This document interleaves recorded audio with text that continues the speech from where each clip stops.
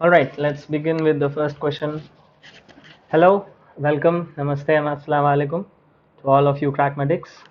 Welcome to the crack medic family again. Today we are here to go through some high yield questions for the gastroenterology department.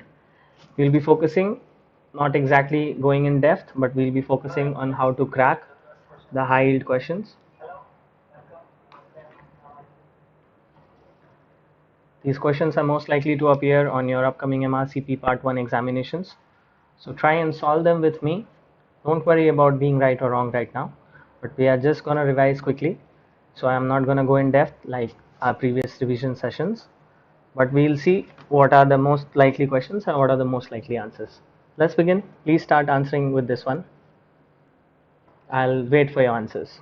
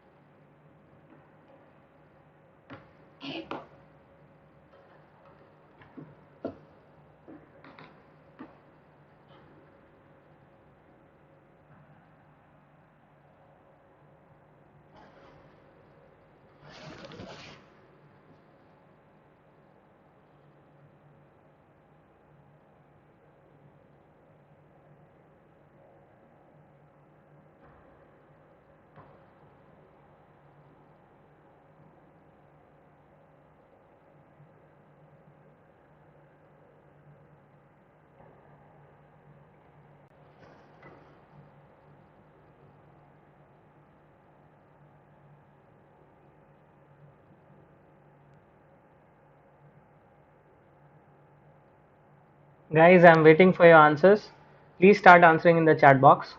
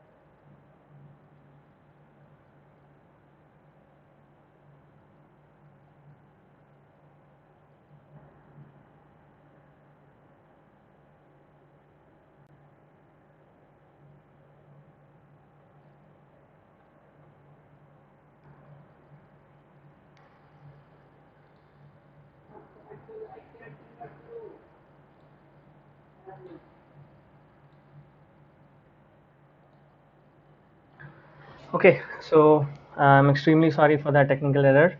And yes, you guys are right mostly. The correct answer is nocturnal diarrhea.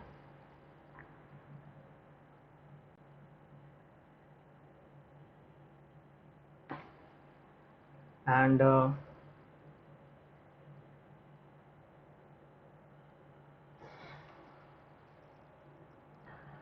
okay, so let's begin with the first topic right now. Most of you are right. It's nocturnal diarrhea is a red flag sign. Let's talk about irritable bowel syndrome.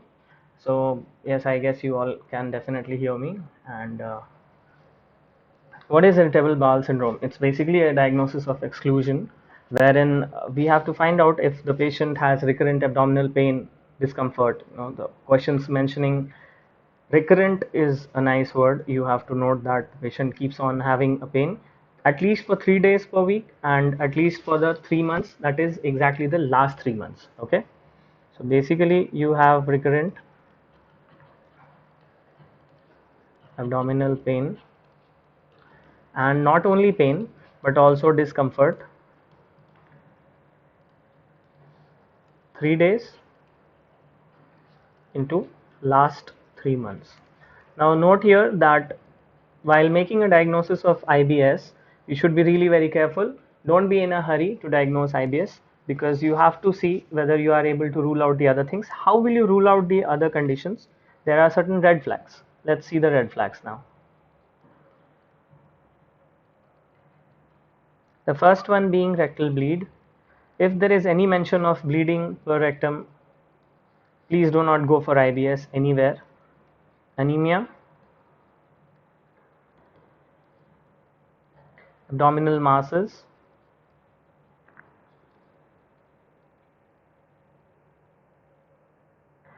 most importantly, unintentional weight loss. Now, why the term unintentional weight loss? You will find that in MRCP Part 1 questions, IBS will mostly be related to a female and there will be a history of anxiety. There can also be a history of depression. So you have to make sure that the weight loss is unintentional. Okay, let's talk about some more red flags. The one that you all answered right now is nocturnal diarrhea. Age is also an important factor.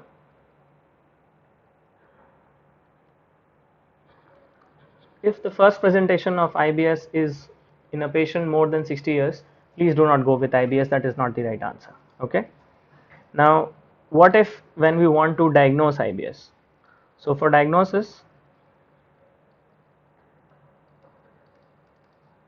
you have to have the recurrent abdominal pain and discomfort at least 3 days per week in the last 3 months. Also, this should be associated with at least two of the following, two or more of the following. Okay. The first one, and this sentence will definitely be written in your question: improvement in symptoms with defecation,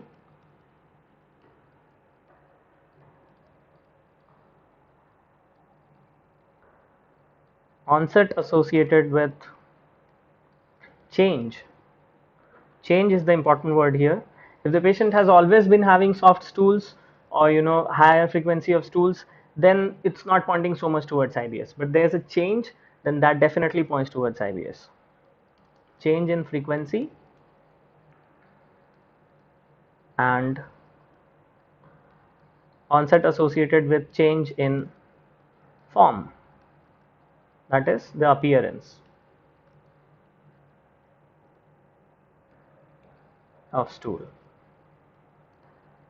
Okay, so this is how we will diagnose IBS.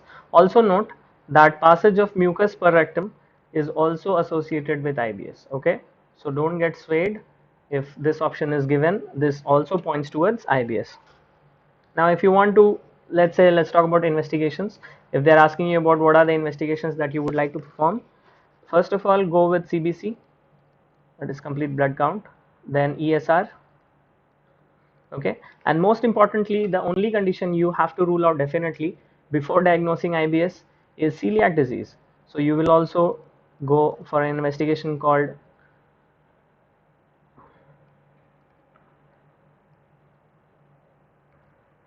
anti-tissue transglutaminase IgA antibody. Okay. Now, what are the diet advices that you will give? So the first advice will be you have to try a lactose-free diet.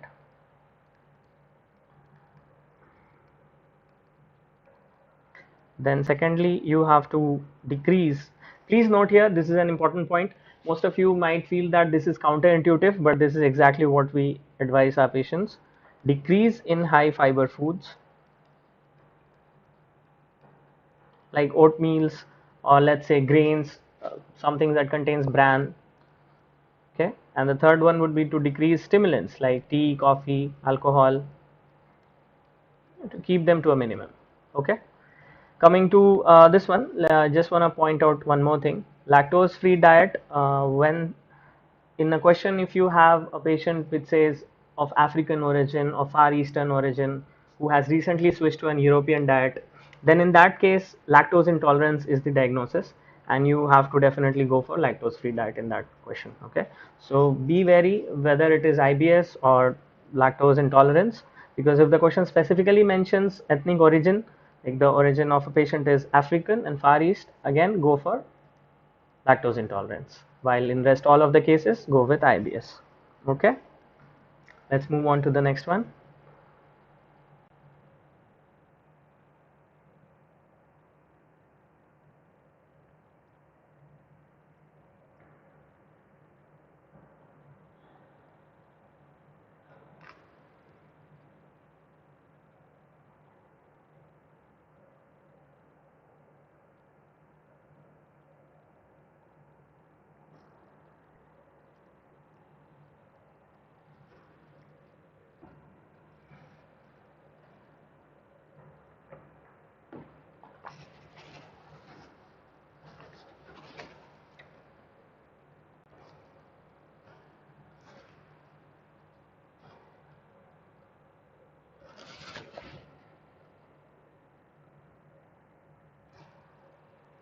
Okay, so Sandeep is answering E. I'm waiting for some more answers. Okay, Ali is answering D.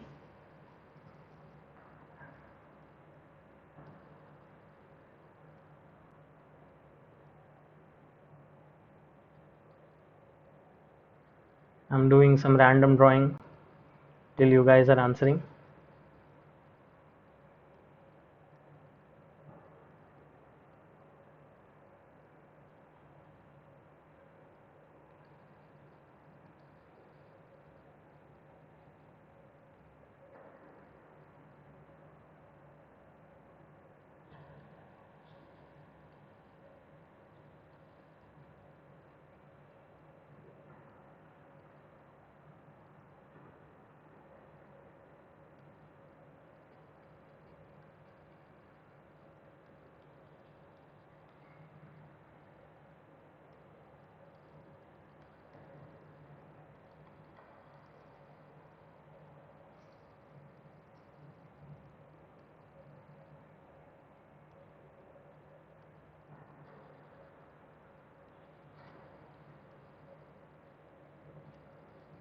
Okay, so all of you have answered pretty much, and most of you are right. Yes, Ali, you are right here. It's the splenic flexure. This is the right answer. Now, why splenic flexure? Is because the superior mesenteric artery and the inferior mesenteric artery. Now, this area over here is called the watershed area. Okay. So, we are talking about ischemic colitis because let's see why this question is pointing towards ischemic colitis is. Now, this patient had an acute onset. He attended the ED. Okay. So, it's an acute patient. Acute abdominal pain with rectal bleed. Okay. And there's also a previous history of ISD with AF. Now, this history of AF over here points strongly towards an intracardiac source of thromboembolism. Okay. Now, this thromboembolism could be from somewhere else also, but in our patient's case, this is strongly suggestive of intracardiac source. Okay. Now, what happens is this is a watershed area.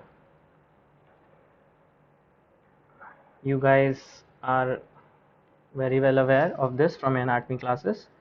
So, this is the superior mesenteric artery, and it supplies the proximal 2/3 of the colon. Okay, and the inferior mesenteric artery supplies the distal 1/3 of the colon. Now this is a crossover area between the two arterial territories. So this is the one which always get neglected, and there is already a reduced supply. Okay, so that is why this happens. Most common site is splenic flexure, like you all said.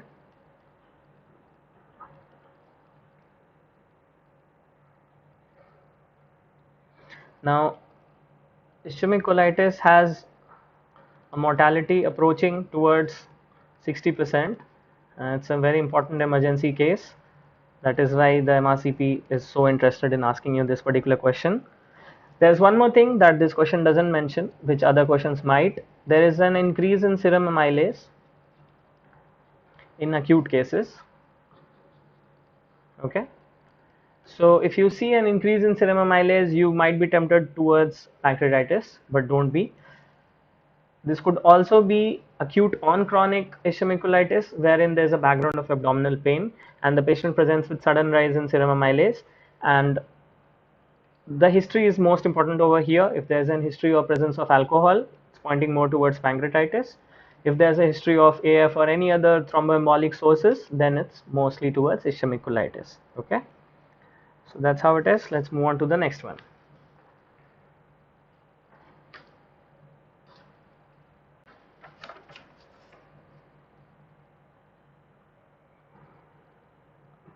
There's a long list of investigations for this question and some of the other questions also, so I'll just be showing it to the here.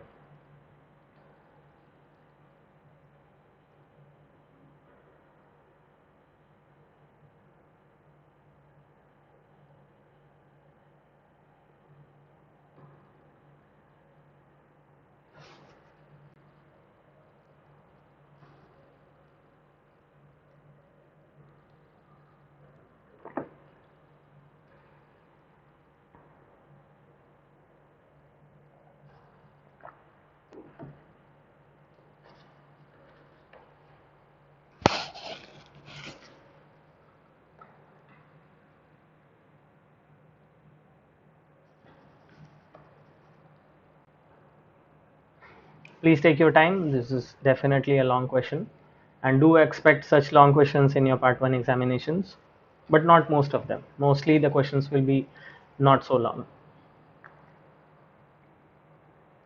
So you quickly have to focus on the values you think are deranged. I'll help you guys a bit over here.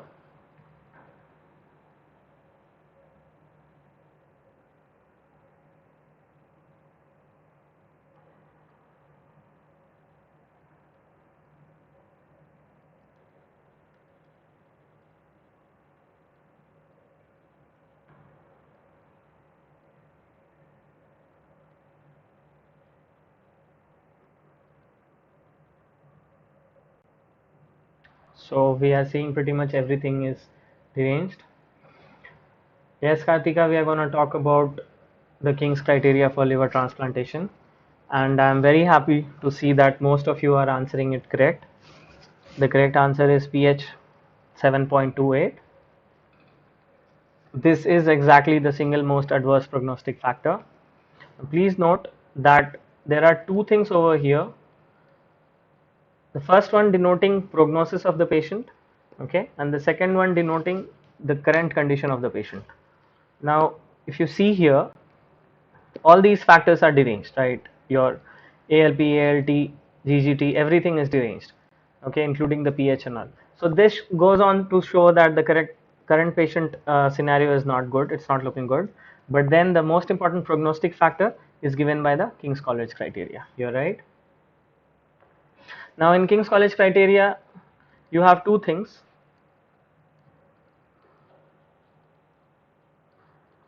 One is when we are talking about liver transplantation patient requirements, the first one is PCM induced and the other one is other causes than PCM induced. So the most important thing is if the arterial pH is less than 7.3, it is definitely a marker for liver transplantation. Okay, also note there is a different guideline which goes on to show that when and how much will be N-acetylcysteine effective for a case of PCM poisoning and how much you have to give, and there's a chart and then you have to act accordingly. But then that has nothing to do with this. This is purely we are talking about the King's College criteria for liver transplantation, okay, not for administering NaC, okay. So either if pH is less than 7.3 or all three of, okay, please note the word all three of. You have grade 3 and above encephalopathy, the PT is more than 100 seconds or INR more than 6.5 and serum creat more than 300. Okay, try to remember this because you are definitely gonna see one question on this one. But then if the cause is other than PCM poisoning, then you have to note either PT increase, let's say INR more than 6.5 or any three of the following. So there are more than three, that is there are basically 5 criteria over here. Extremes of age, okay, and more than 7 days of jaundice, PT more than 50 seconds, or INR more than 3.5, total bilirubin more than 308, and other etiologies like halothane and idiosyncratic liver failure and other causes. Okay, so please be clear in this one. Okay, I'm very happy to see all of you have answered it very correctly. Let's move on to the next one.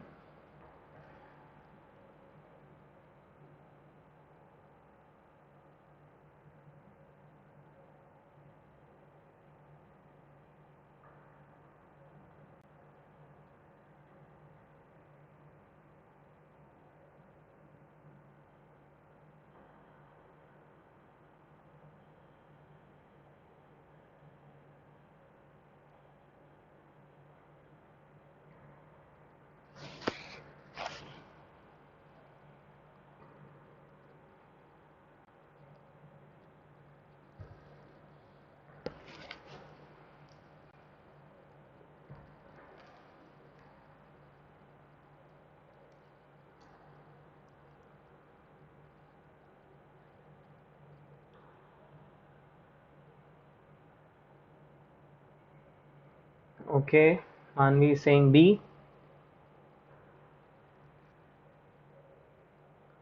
Ali is saying E. Okay. Okay, Pavan is saying B.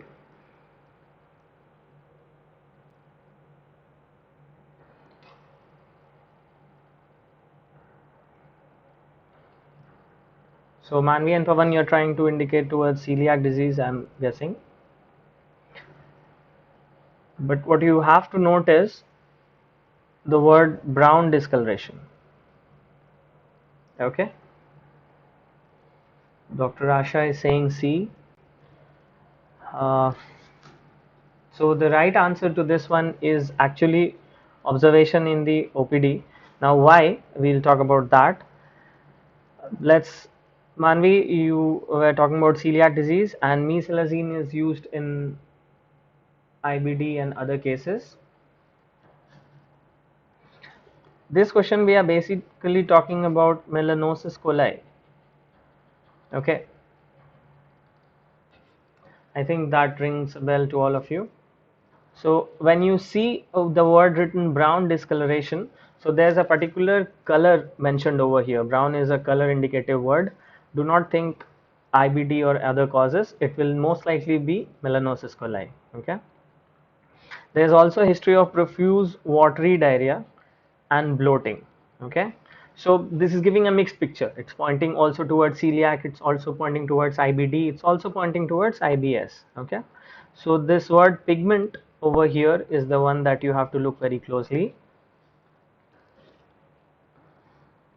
What happens in melanosis coli is that the patient keeps on taking stimulant laxatives, okay, like senna or other things, and then what happens is mostly in the rectum or the sigmoid region,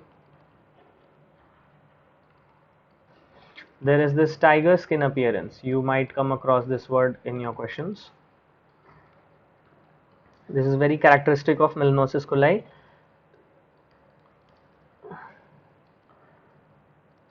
The question stem might not mention the word stimulant laxative directly, but profuse watery diarrhea points towards stimulant laxative. Okay, and there will usually be a history more than 6 months.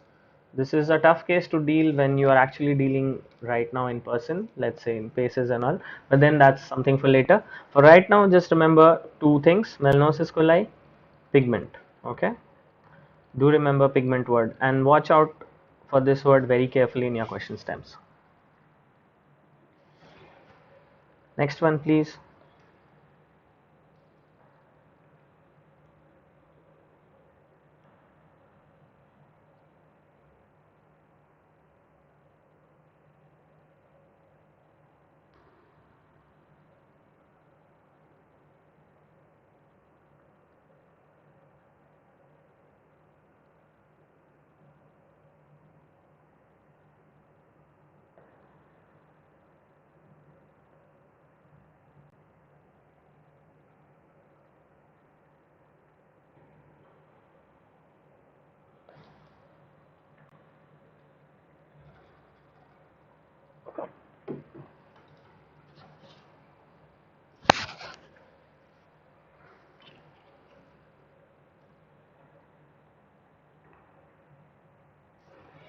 Okay, Ali is saying A. Avnidhar is saying A.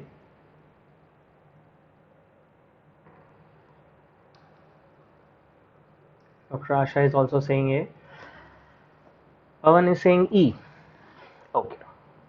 Pawan is saying E because of the simple word difficult to flush away, right? Pawan, I'm guessing this is what is guiding you towards that.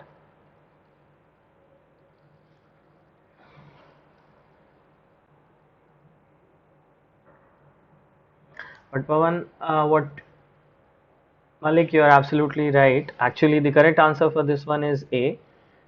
The word that Pavan you have to look out for is systemic sclerosis. The patient is already a known case of systemic sclerosis, and now this woman is suffering with abdominal distension and pale loose stools. So basically, what happens is in cases of systemic sclerosis, you're bound to see dysmotility of the gut. So there will be abnormal slowing of the gut or uncoordinated motility in the gut. So this will cause stasis, and this stasis will cause SIBO, that is small intestinal bacterial overgrowth.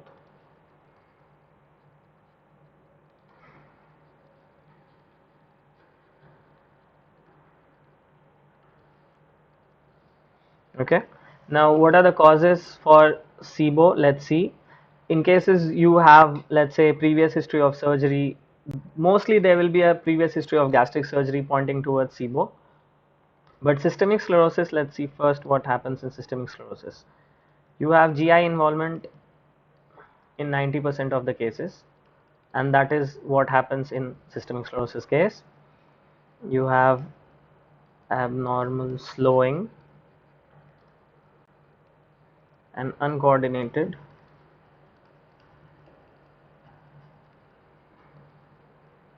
motility. Let's talk about some of the causes of SIBO.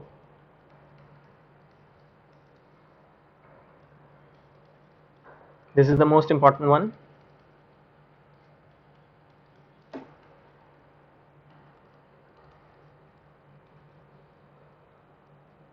Then in cases of Crohn's,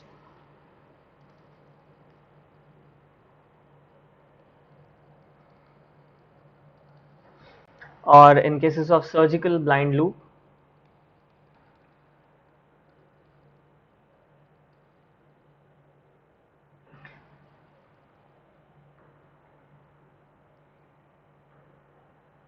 most importantly in cases of achlorhydria, there's going to be this overgrowth of the bacteria, which basically interferes with the vitamin B12 absorption and causes microcytosis as well if the blood tests were given.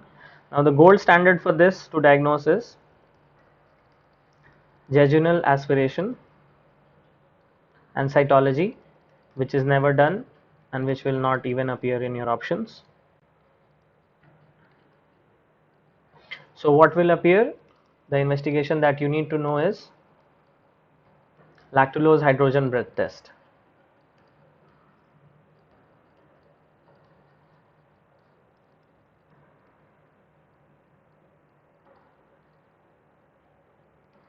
Okay, let's go back and see. The corticosteroid trial would be given in cases of IBD. Gluten-free diet you would try in celiac diseases. Lactose avoidance in cases of lactose intolerance, and pancreatic enzyme supplementation in cases of pancreatitis. Okay. The word systemic sclerosis given in the history is the one that is not pointing towards this. Okay. So be careful. Let's move on.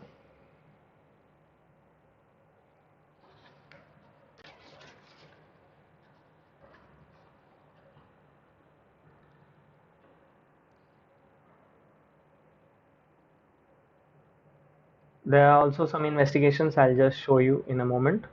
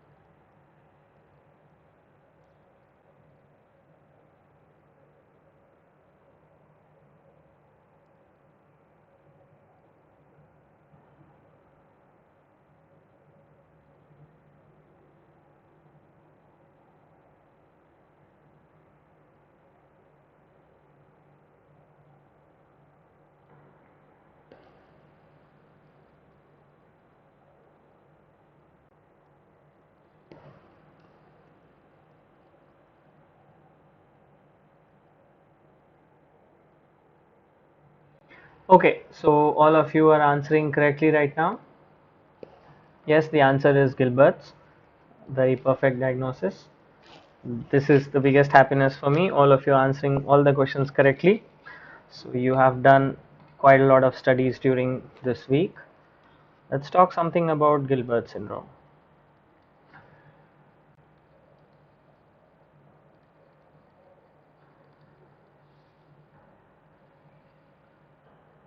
Yes, Kartika, you're right. There's isolated unconjugated bilirubin. So let's see in this question what is basically happening. If you look at the causes here, alcoholic and PCM, these are extrahepatic causes. So basically, they will cause prehepatic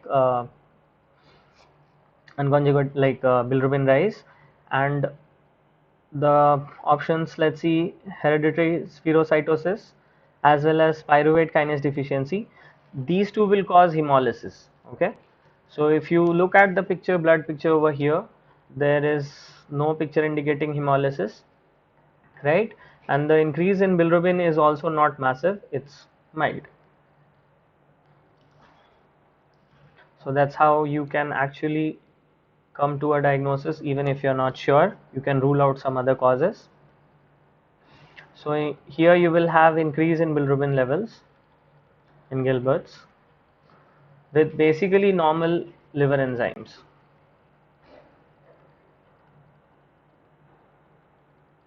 Okay, and also normal hepatic synthetic functions.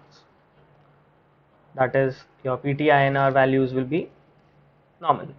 Okay, so this is what is happening in Gilbert's.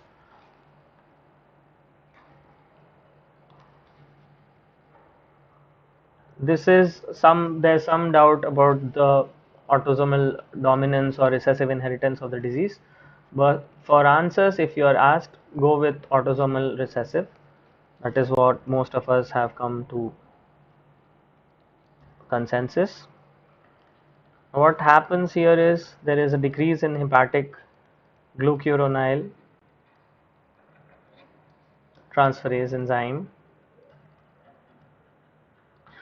that is responsible for bilirubin conjugation as well as uptake by the liver. So that is what is missing over here, that is causing an increase in unconjugated bilirubin. Okay, now the question will most likely mention a young guy or a girl who has, just having nearby, they are having their exams and they are going on in college and they are studying continuously for the exams, and then they are fasting.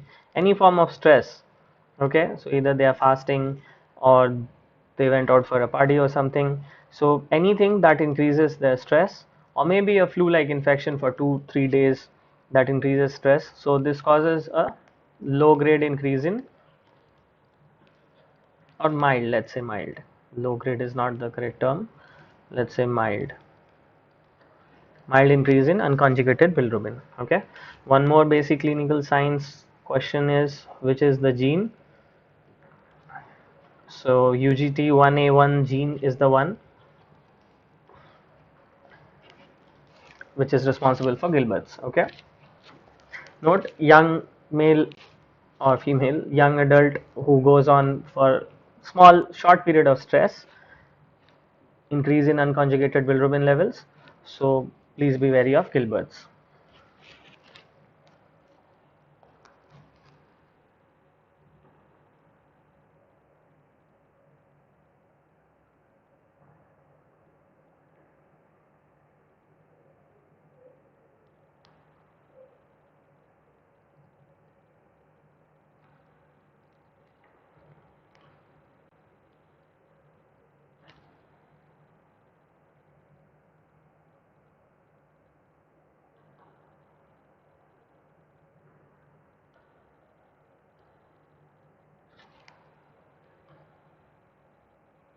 No, there will not be a history of jaundice if that's what you're looking at.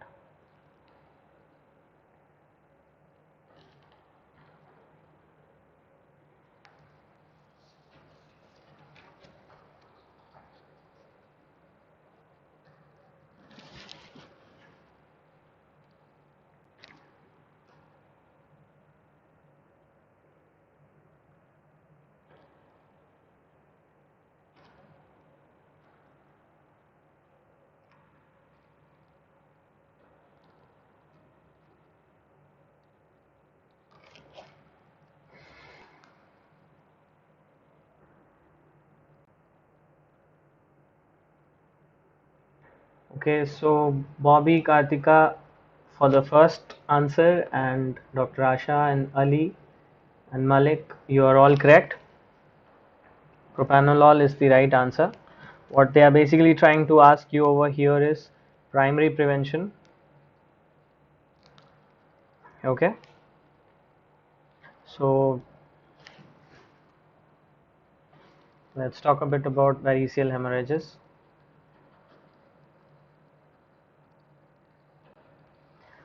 So if you're given a question about primary prevention, as in this question, you have to go with propanolol.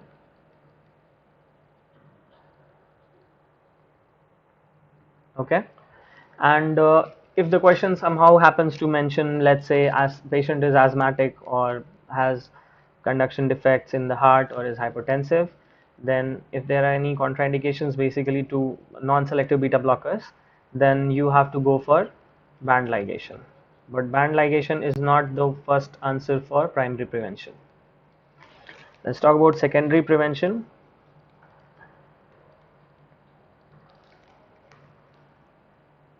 That is in cases of active bleeding.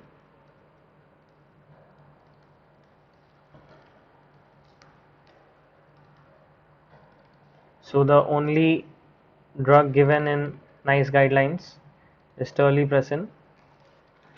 Don't be, yes, Satyam, you're right. Don't get confused with octreotide if it is given in the options.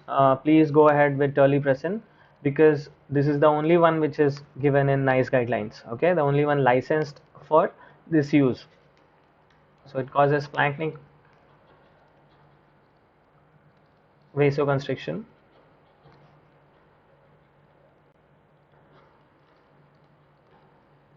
Okay. Now, in case let's say your terlipressin repeated doses are not working, so you have to go for band ligation again.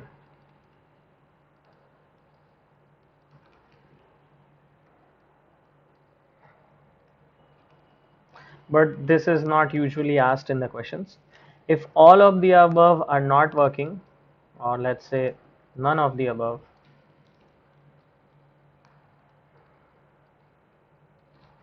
then you have to go with TIPS. This is transjugular intrahepatic shunt. So this is the answer when everything else is written that it's not working. Okay, so this is how you have to answer the question, and you basically have answered it right, so that makes me very happy. Let's move on to the next one.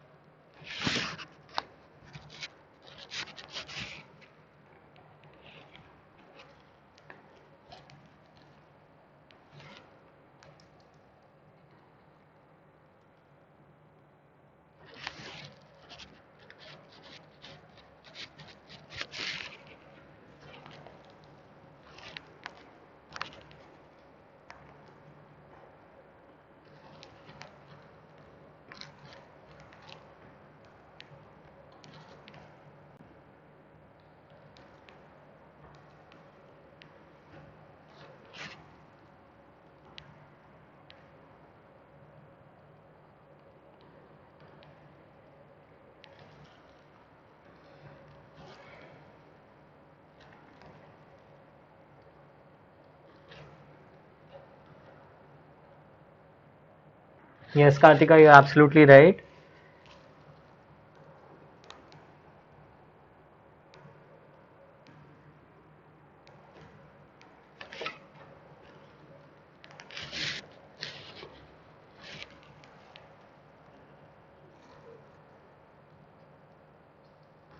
This is called the great mimic, Whipple's disease.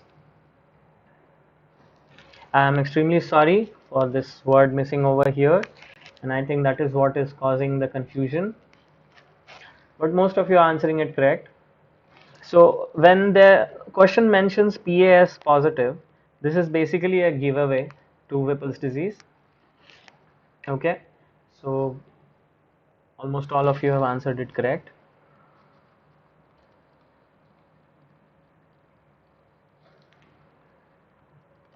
It's called the great mimic for a reason, that if in a question you aren't able to figure out which system the question belongs to, you have CVS, you have CNS, you have GI, all the symptoms are present in a question, please go ahead with Whipple's disease. Okay, so it's caused by a bacteria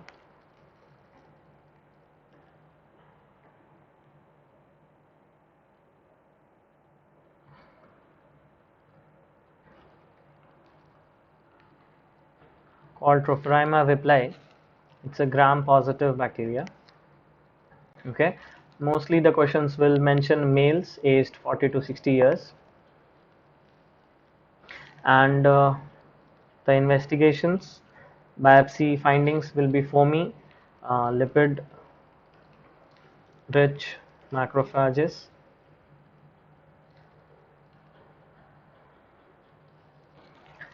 PS positivity is a definite giveaway, like I will take the time to underline it in red. Okay, so you have various symptoms. GI symptoms usually start with steatorrhea, chronic diarrhea,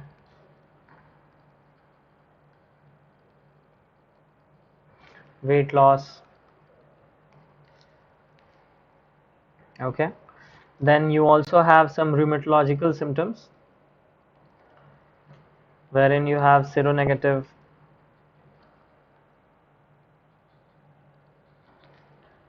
migratory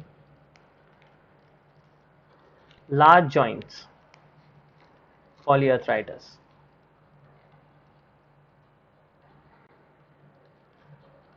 Okay, and then let's say in your CVS symptoms you have myocarditis, pericarditis, endocarditis.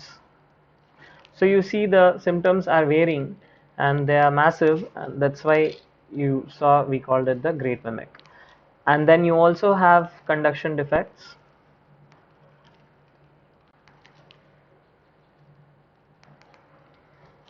We'll talk much more in depth about Whipple's in infectious diseases also. Small thing, in neurological symptoms there's something called as oculomasticatory myarrhythmias.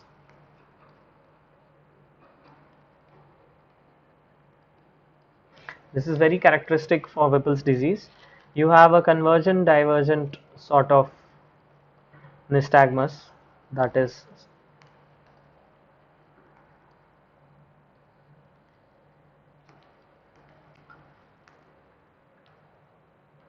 you also have supranuclear vertical gaze palsy, and you also have concurrent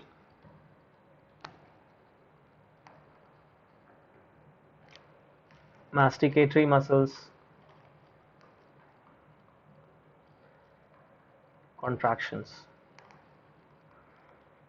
Okay, so if something like this is mentioned in the questions, then it is definitely Whipple's. If something like PAS positivity is mentioned in the question, it is definitely Whipple's. Okay, if foamy lipid rich macrophages are mentioned, it is definitely Whipple's. If you cannot make out the symptoms which system it is pointing to, you have GI, you have cardiac, you have neurological symptoms, it is pointing towards Whipple's. One more important thing, let's talk about treatment. There's you also have seizures in cases of neurological symptoms. Okay, and cognitive impairment, don't forget that.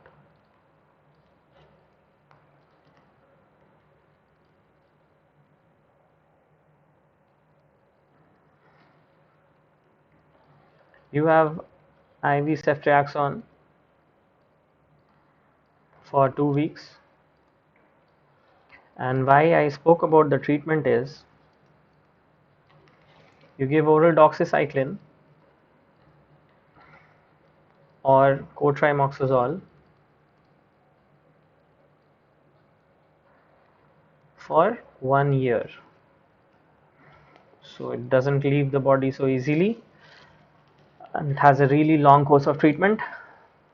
So let's go on to the next question.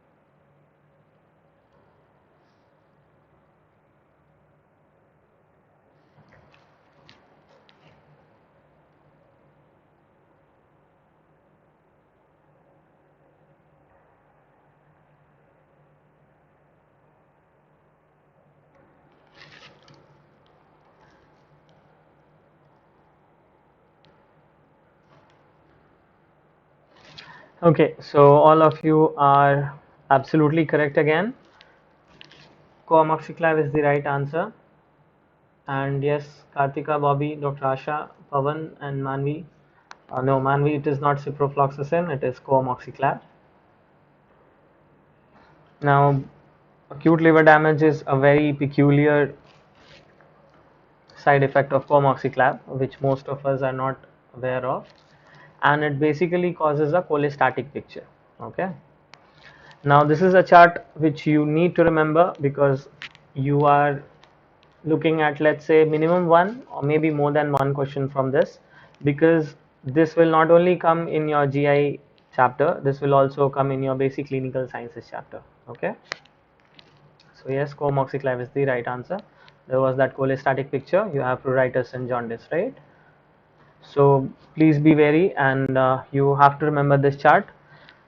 And as always, I cannot help you in remembering the chart, so I will pass it on to you. And let's move on to the next question.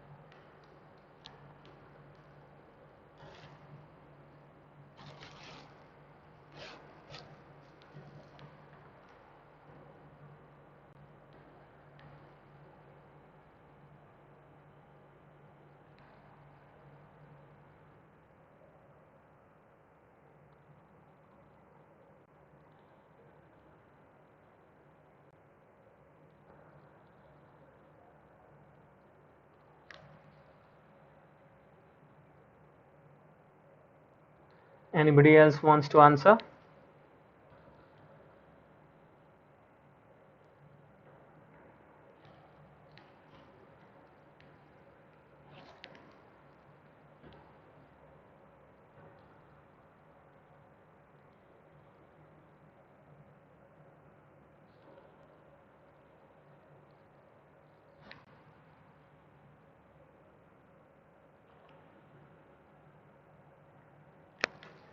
Okay, so the right answer is anti-mitochondrial antibodies. Okay, CA99 is basically pointing towards a cholangiocarcinoma. Okay, and CT abdomen usually do in cases of pancreatitis, which is ruled out over here. So there's no use of pancreatitis and going towards that. When you are talking about ERCP or MRCP as an investigation, you are mostly talking about PSC, that is primary sclerosing cholangitis. But here we are talking about primary biliary cholangitis. Okay, so as you can see, all other investigations are normal. This is associated with HLA DR3 and 8 in case of, if the question is from clinical sciences. Also, the diagnostic investigation for this is anti-mitochondrial antibodies, basically of the M2 subtype. Okay, so if the titer is more than 1:40, then you get a positive diagnosis. Okay, so this occurs mostly in middle-aged females.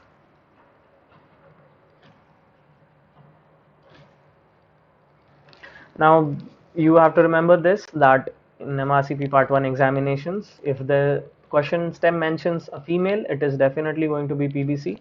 If the question stem mentions a male, it is going to be PSC. Okay, keep this in mind,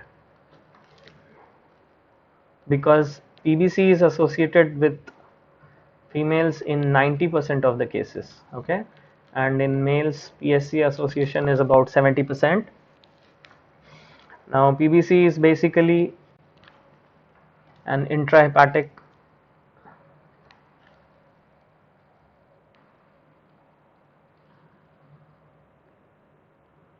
you have I'm sorry about that. You have portal inflammation and immune mediated destruction of intrahepatic bile ducts.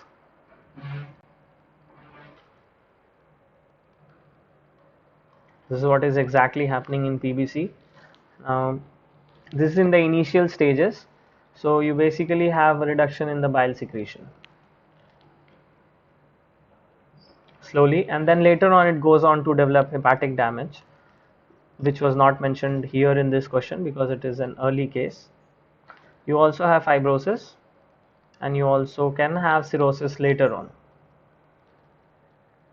but these are the later complications. Okay, so any question stem mentioning, let's say, positive AMA plus rise in alkaline phosphatase as well as deranged lipids,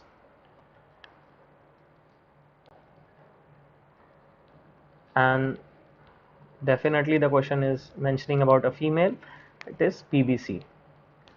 Don't think twice, mark PBC. Okay, clinically the patient will present with lethargy and pruritus. So lethargy is an important symptom. It will be present mostly, let's say 70% of the patients will mention it, and also pruritus. Okay, and there is also an increase in cholesterol levels, which causes xanthelasma and other xanthomatas.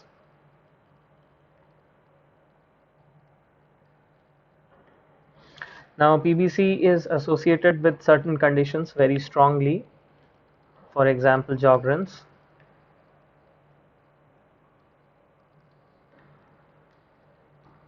Association is about 80%. Also you have rheumatoid arthritis, systemic sclerosis, and Crest syndrome. Okay, treatment is sodiazoxycholic acid, UDCA, but the definitive treatment is liver transplant. It's actually a very dangerous condition. because usually the lifespan after diagnosis is mostly around 2 years to 5 years. And liver transplant, you can have recurrence in a transplant, but usually you don't have that. So after a liver transplant, we are looking somewhere around life expectancy of about 8 to 10 years. Okay, so that's how it works, PBC. And talking a little about PSC, PSCs usually, you will also have 90% of the patients who have PSC will eventually have ulcerative colitis, but it doesn't work this way. Okay, so patients who have ulcerative colitis might not actually have a PSC. Like, let's say only 4 to 5% of ulcerative colitis patients will develop PSC, but 90% of PSC patients will have ulcerative colitis. Let me write it more clearly for you. This is the direction. And you have investigation of choice will be MRCP slash ERCP. If in a question you have both of these, MRCP as well as ERCP as options, look at the condition of the patient. If the patient is old and the patient condition is not stable, never go for an invasive investigation. Okay, always first think of non-invasive investigations. So the first one will be this, and second could be this. Okay, also PSC is strongly associated with P ANCA positivity.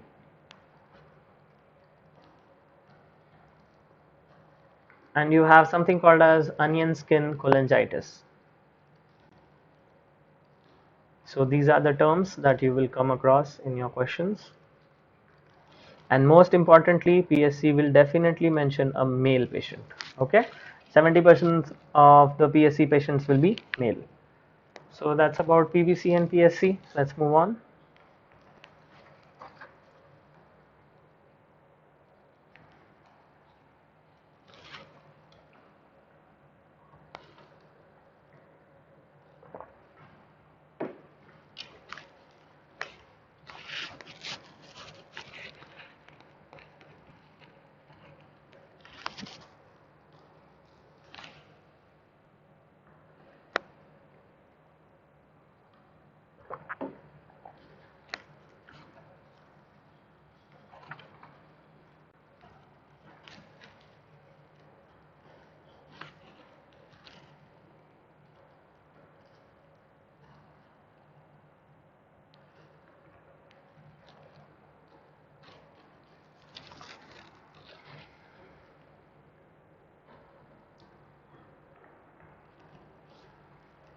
Okay, so Malik is quick to answer this one.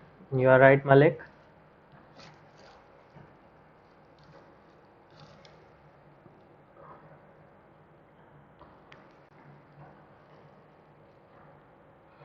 Anybody else wants to take a guess? Okay, Dr. Asha, you're right as well. Cholestyramine is the right answer for this one. So, in a patient with history of cholecystectomy, what we are talking about basically is bile acid malabsorption.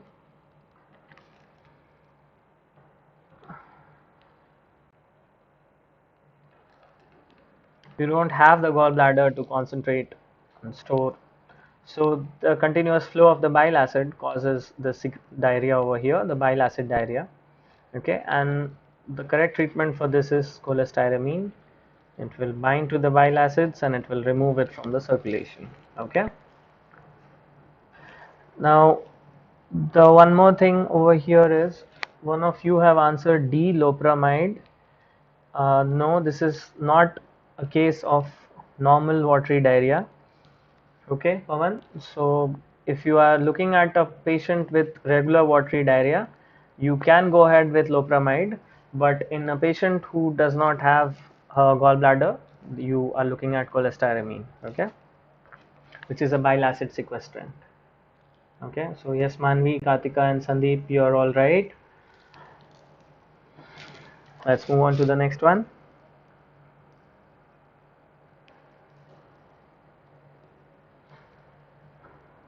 The investigations of this question will actually lead you to the answer.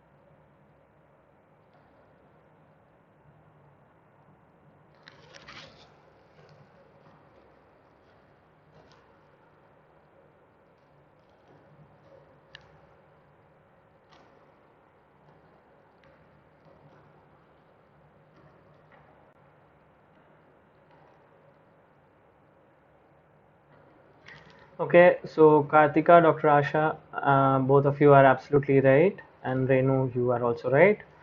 The correct answer is pegylated interferon alpha as well as ribavirin, because the question, although it mentions you that the IgG is positive for CMV, but the real culprit is hepatitis C RNA over here. Okay, this is the one which is causing the severe fibrosis with periportal inflammation. So let's talk about the investigations. Kartika, what you said initially is what we give for CMV. If the patient was of CMV, you will give for Scarnet and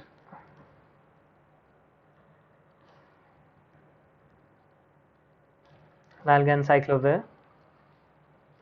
But in cases of active CMV, right? So you will have IgM, which will be positive.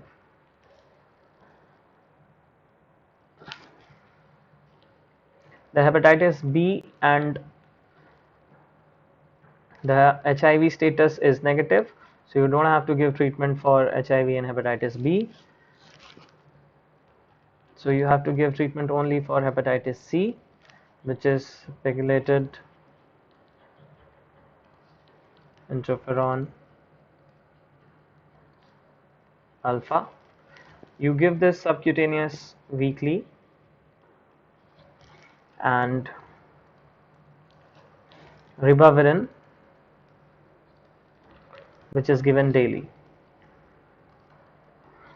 for about 24 to 48 weeks.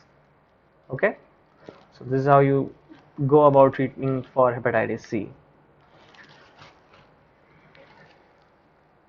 Let's do one more question and then we can take a quick short break.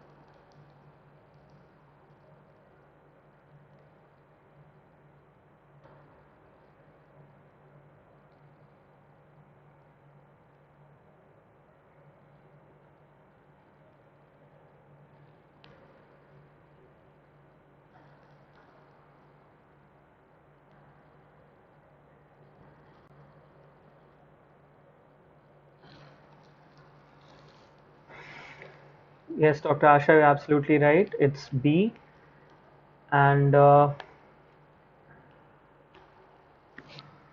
we will have to liaison with the obstetricians in this case for urgent delivery. But what we are talking about here is acute fatty liver of pregnancy.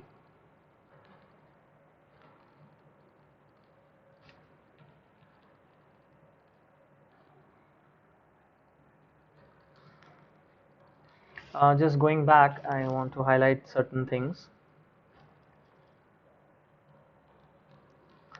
Can see here that the synthetic function of liver is slightly decreased, but the INR is not raised too much. The platelet counts are definitely low, okay, but they are not as low as to point out towards HELLP syndrome. I'll let you know why. Because you look at the hemoglobin levels over here, okay, they're pretty much normal in this case.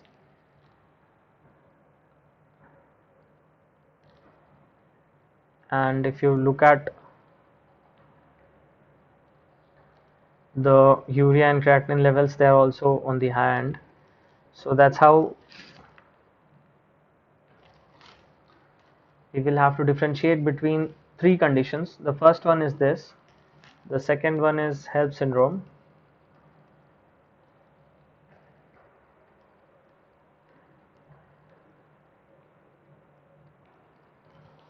and the third one is intrahepatic cholestasis of pregnancy. Let's begin with this one. Why? Because this is the most milder one of all the three. In this you will only have two things. You will have pruritus and you will have an isolated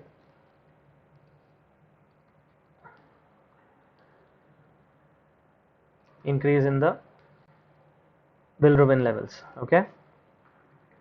So the treatment for this is UDCA, which was one of the options.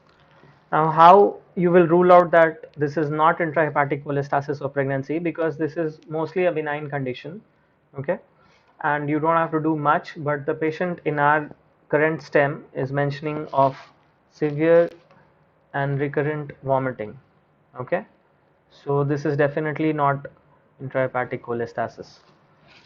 Now coming back to HELLP syndrome, here you will definitely have symptoms of microangiopathic hemolytic anemia, which is not present in our case. You do have low levels of platelets, but we are looking for platelets level less than 50. Okay, you will also have signs of placental abruption, that is abruptio placenta,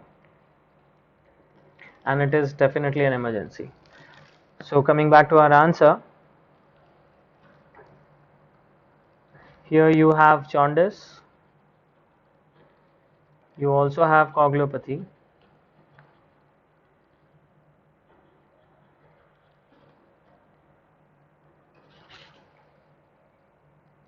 you have elevated liver enzymes, you have hypoglycemia,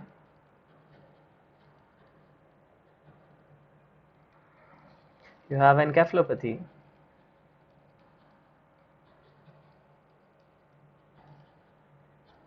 and you can later on have multi-organ failure.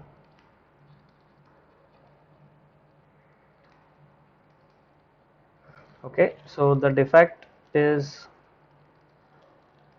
beta oxidation of fatty acids. Also have to note that in HELLP syndrome, the patient will be multiparous, and this will obviously be later in the pregnancy, like late pregnancy, later in the pregnancy. Also, there will be history of preeclampsia. Okay, so if these things are mentioned, you can go towards HELLP syndrome. All right.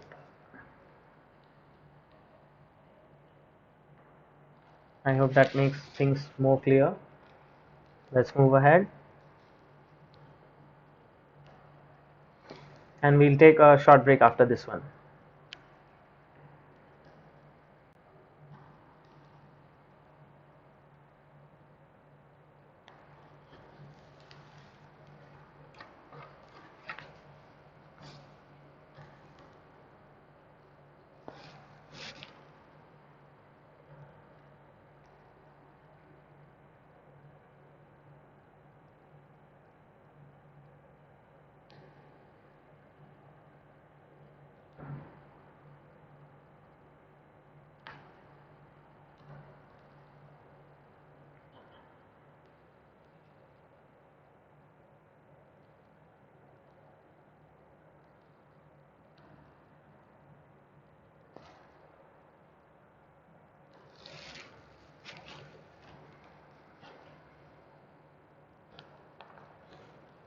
This is also a question which is pretty much going to come up in your examinations. So you need to be really clear with hepatitis B status.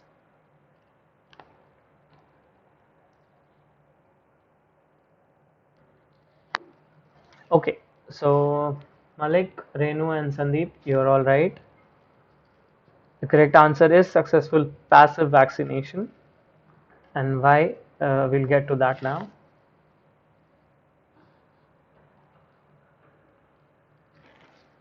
Please note that Hep B serology is definitely going to come up in your exams. So be very clear with this. So let's stage um, then the surface antigen or the Australia antigen will be given, then the anti-HBs, and then anti-HB core. Okay, HBE, just a small note,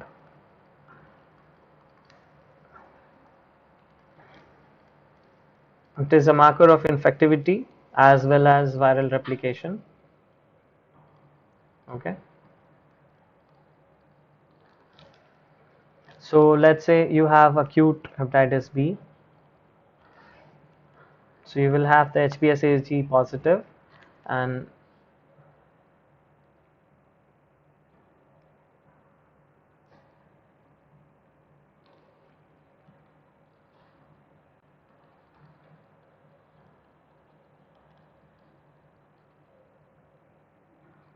anti-HBC. Initially you will see IgM will be positive and later on it will go on to IgG. Okay, and then in chronic cases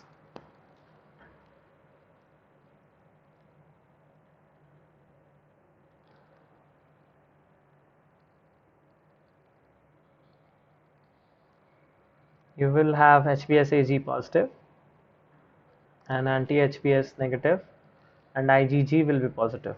Okay, in patients who have cleared the infection, this will be negative, that is the surface antigen will be negative, anti-HBs will be positive, and of course anti-HBC will be positive. In cases of vaccination, HBsAg will be negative, anti-HBs is the passive vaccine that you are getting, and anti-HBC will be negative. Okay, so this is how you will go through the Hep B serology, and please be careful, you are definitely going to expect one question from this one. Okay, so I think we should take a short break over here right now, or should I continue with one more?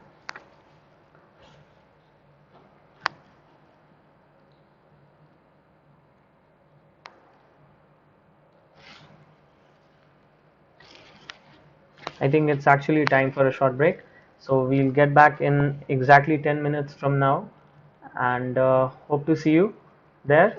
Go and get freshened up and grab your coffee mugs too. So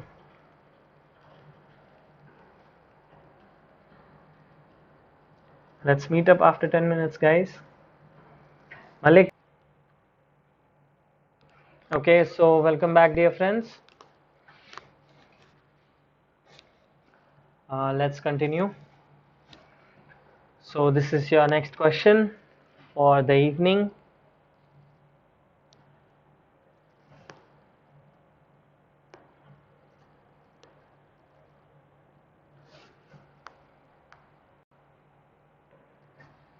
Thank you, Dr. Asha.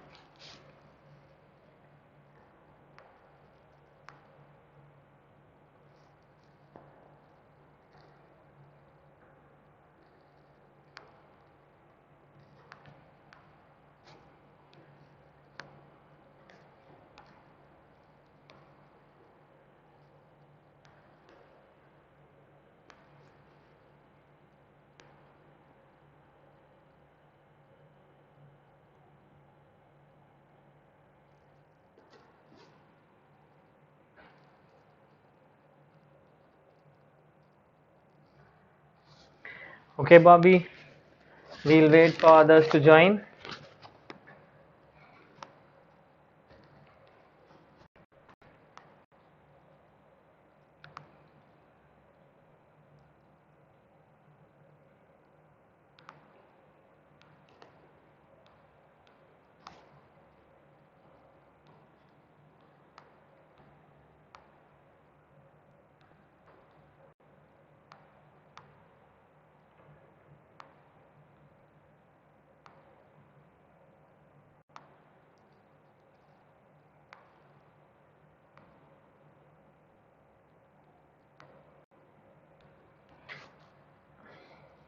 Till then, you can start guessing some answers.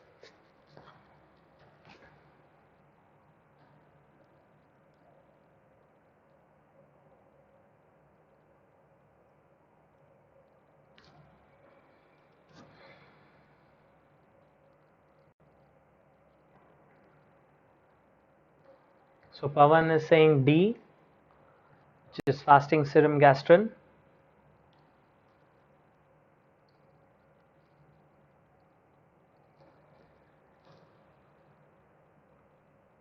And Kartika is saying D, which is correct.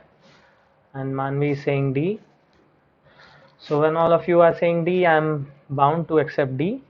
Yes, it is D, fasting serum gastrin. So what's happening over here actually is we are looking at ZES. Okay, so this won't go away. I don't know why. So let's just continue from here. So we are basically looking at a gastrinoma. So the history will show you recurrent peptic ulcers, and you also have to rule out any other history, let's say use of NSIDs or history of H. pylori infection.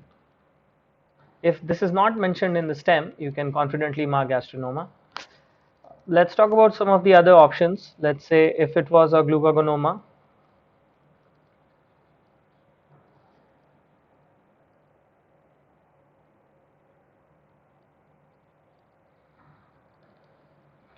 then you will get hyperglycemia.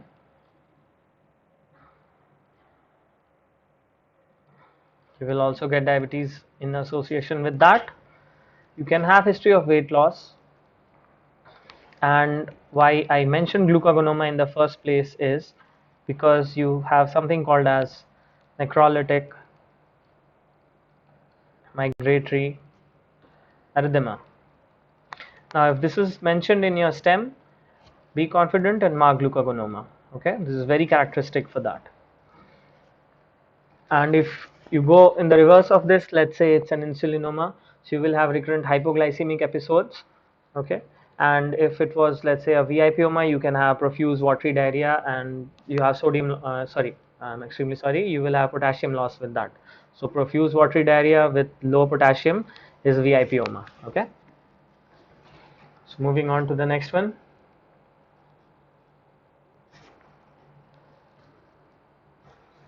Yes, Dr. Hiren, you are also right. It's D. Uh,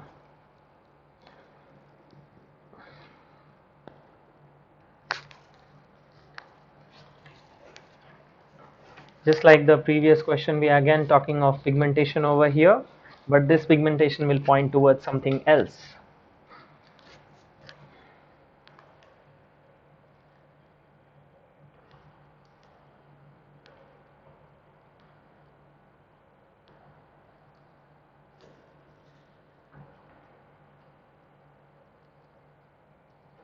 So this question is basically asking you what is the most common mode of presentation of whatever the disease this is talking about.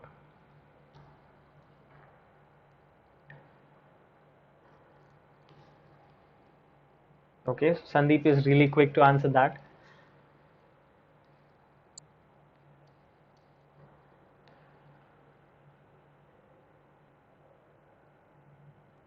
Yes, Malik and Sandeep, both of you are right. The correct answer is intussusception. The condition that this question is talking about is called Peutz-Jeghers syndrome.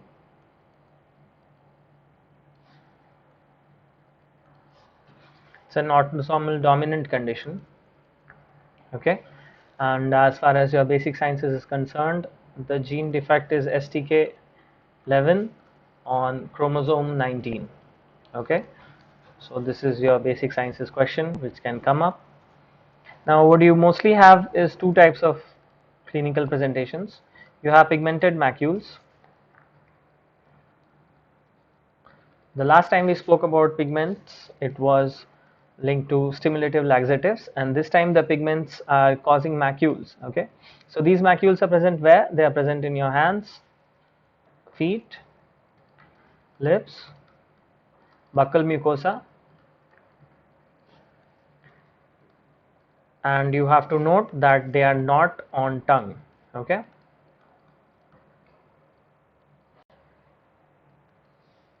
all right. You will definitely have a family history of polyps or some GI problems causing maybe early deaths in the family. And the second one will be your GI hematomos,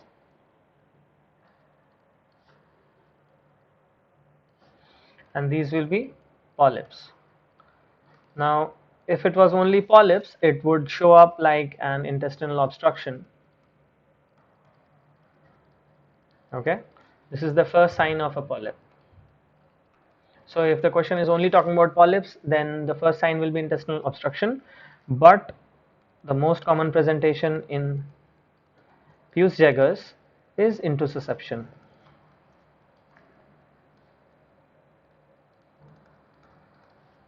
Also, this intussusception is not alone. It will cause an increase in the risk of CA associated with it.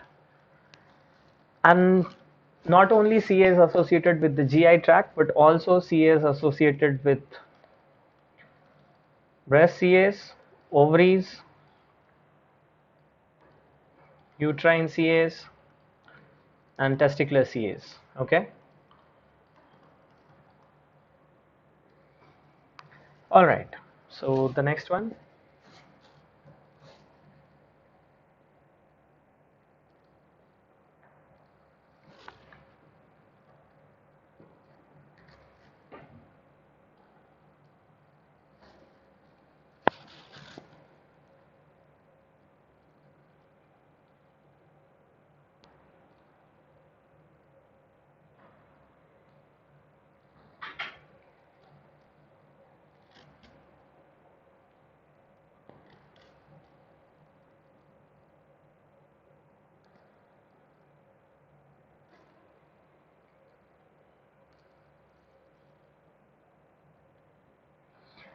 All of you are correct.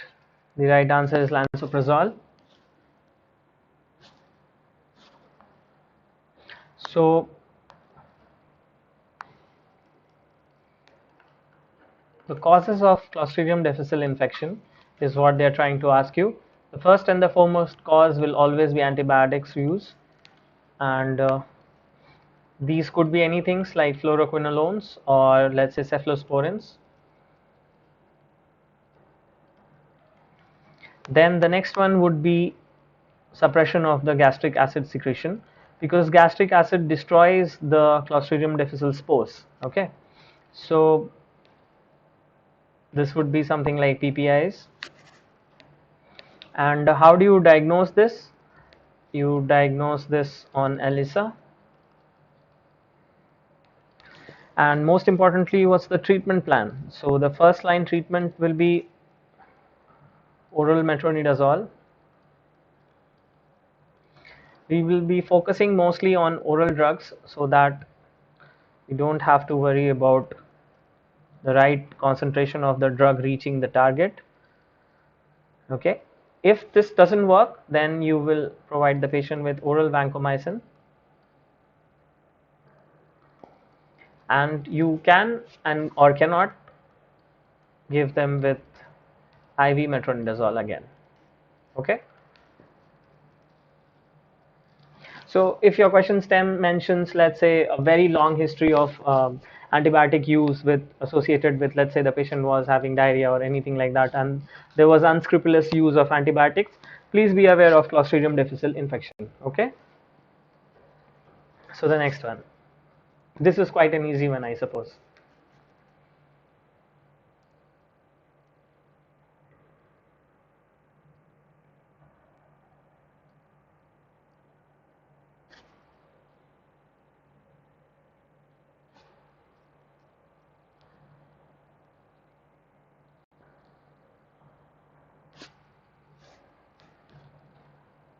Come on, I have been told by my team to go faster.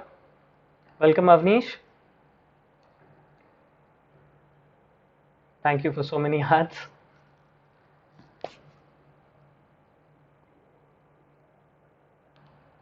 And welcome, Adrian.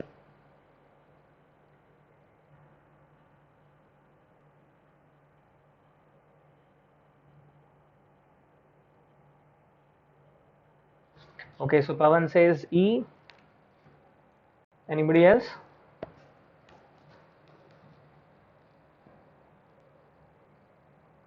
Dr. Hiren says E.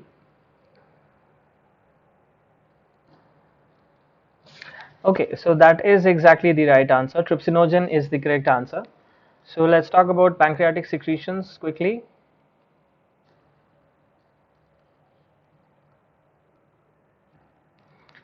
Basically of two types, like you all know, exocrine and endocrine.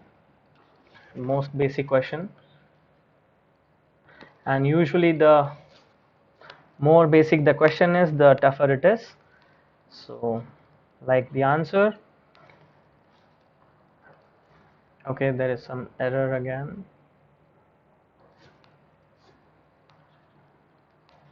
So you have trypsinogen, you have chymotrypsinogen,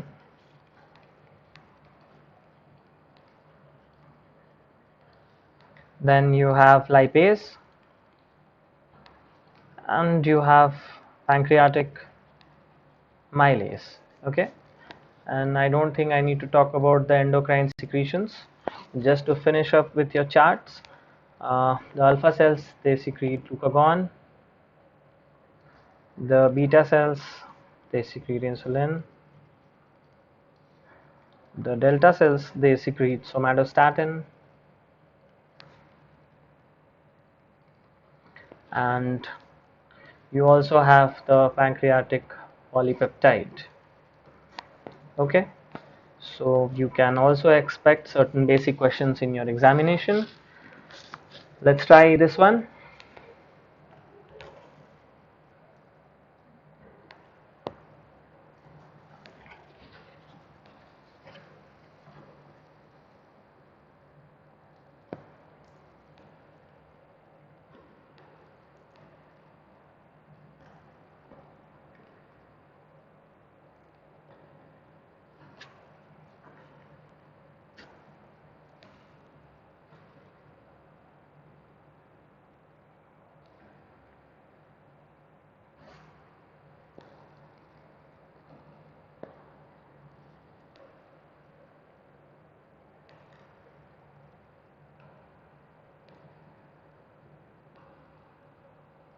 I will actually be rushing through the questions now.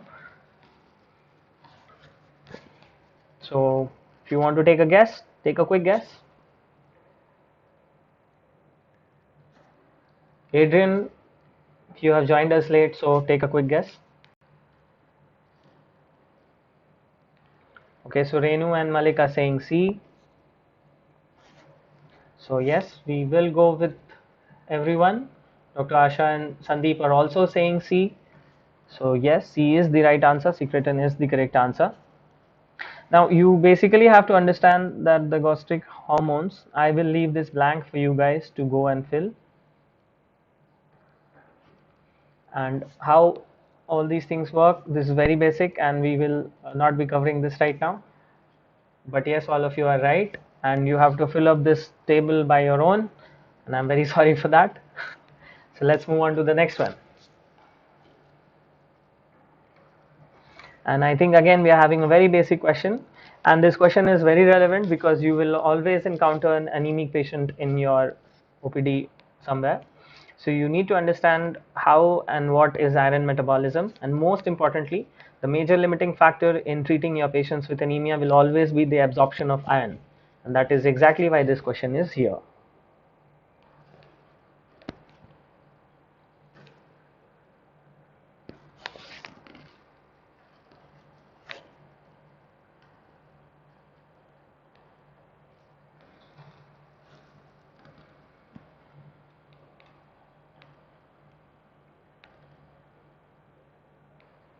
Okay, so all of you are absolutely right. Vitamin C increases iron absorption. Okay, so we have the table here showing the factors affecting iron absorption. As you can see, vitamin C and propoitin, gastric acids, they increase iron. Now iron is basically absorbed in the ferric form. So the food that we consume basically has iron in the ferric form. Okay, and where is it absorbed? It's absorbed in the duodenum, the enterocytes lining it, they absorb iron, and the whole lot of it. So you need to see that achlorhydria, celiac and Crohn's are the major causes of decreased iron absorption, and this is one more big reason why you will also encounter anemia in a celiac disease question. Okay, so let's move on to the next one quickly.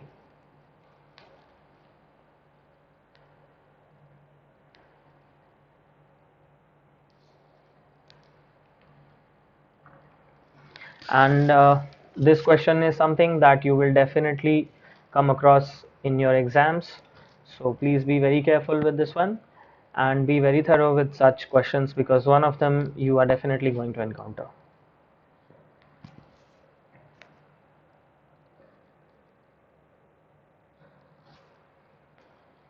Okay, so Kartika and Pavan are trying to fight for answering the questions first and correctly as well. Malik, you are also right. Bacillus cereus is the correct answer. And I think reheated fried rice, if you see in any question stem, this is the giveaway answer. You don't have to look at the question twice. Don't get swayed looking at other things, what he had before or afterwards. Yes, Dr. Asha and Dr. Hiren, you're both correct as well. Okay, so food poisoning is something that you will definitely encounter in your questions. So let's talk about Bacillus cereus first, because this is the one next to which I will be putting, I can put actually 10 stars next to Bacillus cereus. So it produces two types of infections. First is the vomiting predominant. This you will encounter in reheated rice or noodles, and you will be given an Asian restaurant or party theme in the question stem, and this is the onset of symptoms. Okay, so very quick onset of symptoms. This can also be diarrhea predominant, but that will come a little bit later, let's say 6 to 14 hours after the ingestion of food. Okay, very similar to this, you will have staph infection. Why I said similar to this is because the vomiting will start usually at the same time. Okay, but then you will have something like bakery items, cakes, pastries. Okay, this will be given in your history. Now let's consider Shigella. Why it is important is you will have bloody diarrhea in the stem mentioning. Okay, symptoms come usually very late, let's say 2 to 3 days afterwards, and you will also have abdominal pain, crampy pain, abdomen, and vomiting. They are all very close to each other, but you have to keep an eye on the Q words, like we call them. So like rice is the Q word over here. Okay, I just deleted the Q word. All right, so you can also have E. coli infection, and we'll talk more about E. coli infection in the infectious diseases chapter. But here you will not have bloody diarrhea, but you will have watery diarrhea usually.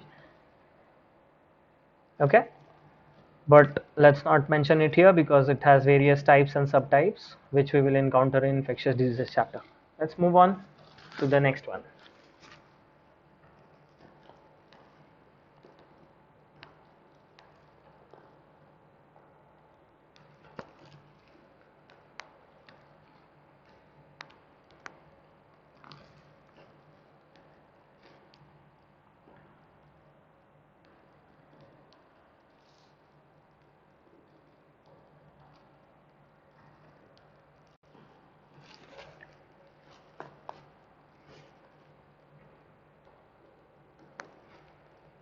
So Dr. Kartika is quick again to answer.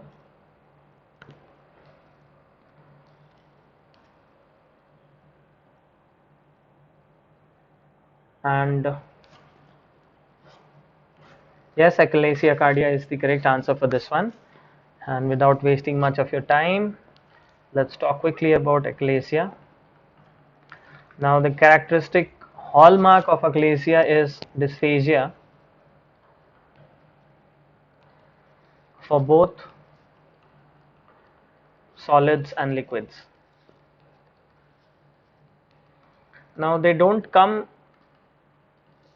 together in the question, like they can always mention that the patient had, yes, Dr. Kartika, bird's beak appearance, you are absolutely correct. So we will, yes, the bird's beak appearance you can see in the part 2 examinations. They will give you x-rays and CT images for that. But for right now, you can be very sure that it will not be together, but the symptom onset will be very close. Okay, like let's say less than a month, like that in the question stem. So when you have dysphagia for both solids and liquids, it's usually achalasia. Okay, other symptoms could be heartburn. You can also have another type of question with achalasia, wherein the patient, when she lies supine, she has heartburn and cough at night. This is due to aspiration. Okay, and it can also cause aspiration pneumonia. All right, so like Dr. Kartika mentioned, bird's beak appearance, but then you have to differentiate between achalasia and CA. Now, CA question will always mention weight loss, anorexia, and it will not be of such a short duration. The history will always be of long duration, and there will be risk factors like smoking or alcohol consumption. Okay, so let's move on to the next one.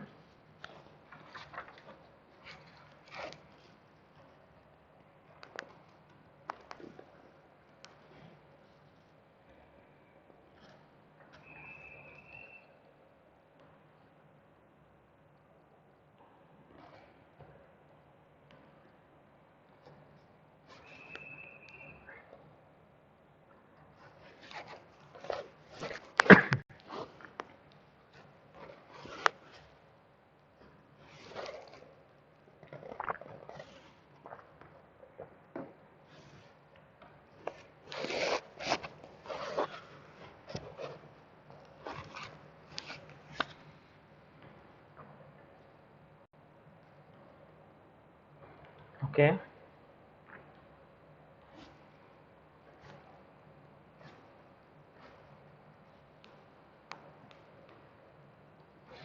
All of you are absolutely correct. Weight loss is the most important step. We are basically talking about NASH, non-alcoholic steatohepatitis over here. The patient is having steatohepatitis as is given in the stem. So the first step will always be lifestyle modification.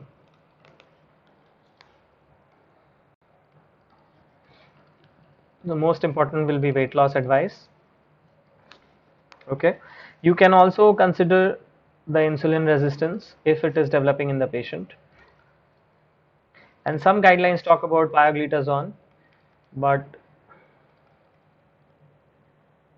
you will usually not encounter this in your part 1 examinations. You can advise about not increasing, but usually consuming more of the polyunsaturated fatty acids. Okay, so the next one.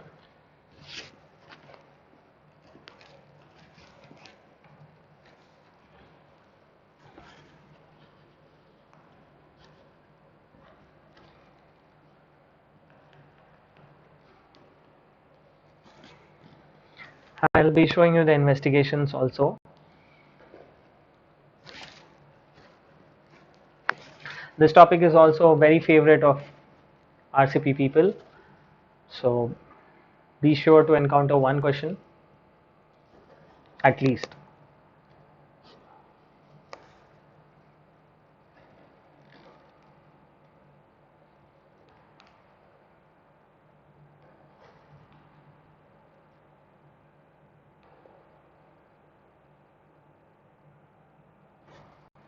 Okay, so I'm happy to see that before moving on to the investigations, you guys are right,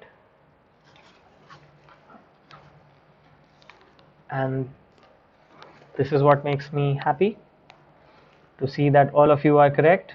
Yes, cardiomyopathy is the only reversible feature of this patient's condition. Yes, we are talking about hemochromatosis.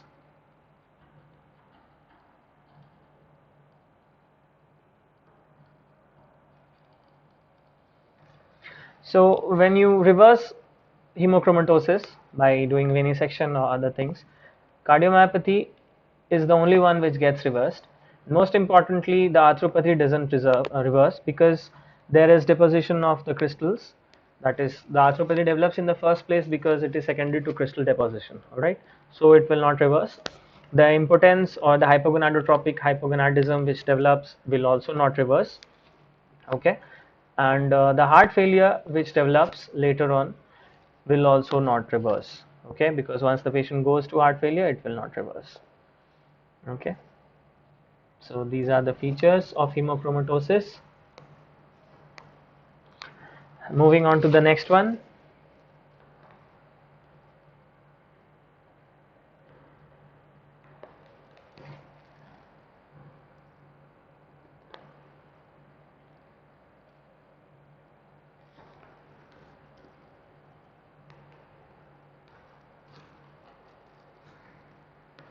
We will be uploading the lecture notes on crackmedicine.com, so be sure to go there and check out in the download section after the class.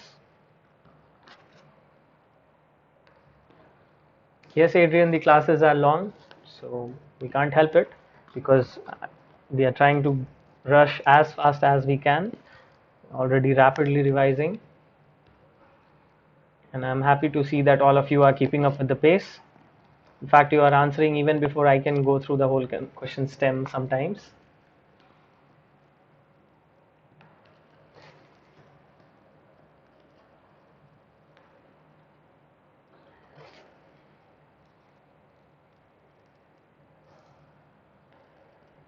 So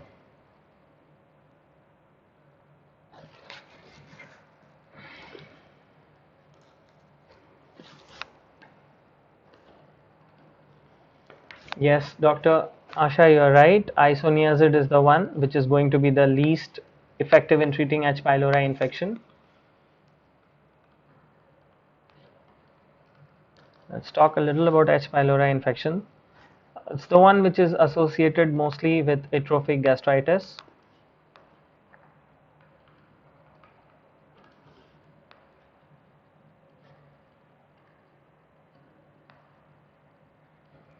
So to treat or to test, you have to do the urea breath test, and most importantly, it is associated with malt B cell lymphoma. And the question stem will mention something as the patient is being diagnosed with malt, and which is the first line in treatment that you will offer to the patient, which can reverse the condition. So the answer will always be H. pylori eradication therapy. So you first have to treat for H. pylori infection in cases of malt lymphoma. So be wary of that in your exam.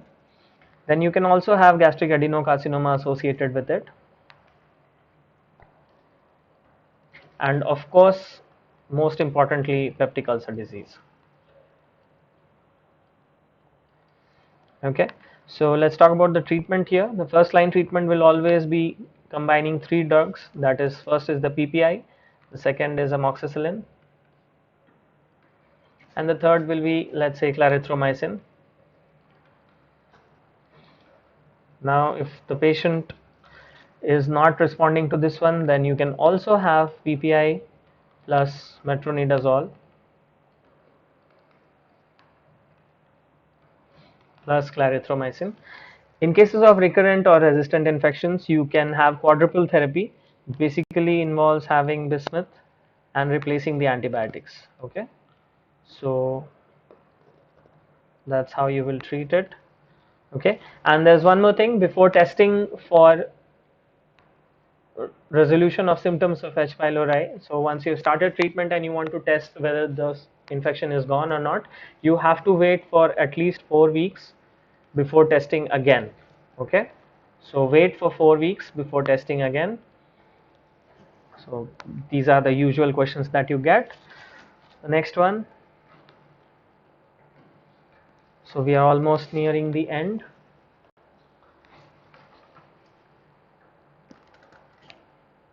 Not exactly the end, but almost. And I must thank all of you for your extreme level of patience, because you guys are really maintaining your concentration for a pretty long time, which will obviously be required in your exams, because then you are gonna write 2 papers of 3 hours each.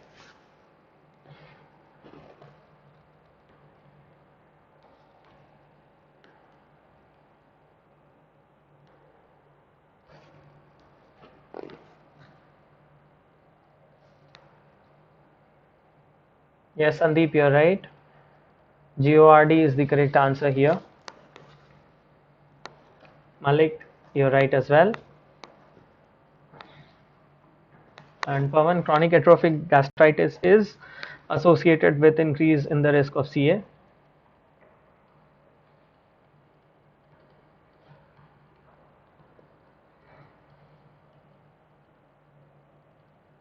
So I'll quickly list down the factors that are there. The first one being blood group A.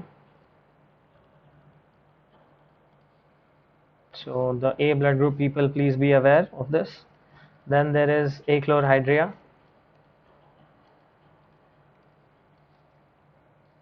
You have increase in salt as well as nitrites in your diet.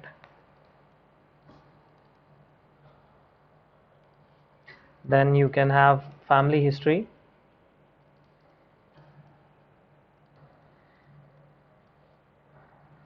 You can have gastric polyps, and you can have H. pylori infection for malt, right? Okay, we just talked about that. Then Japanese people and Chinese people are prone for this, and history of smoking. Okay.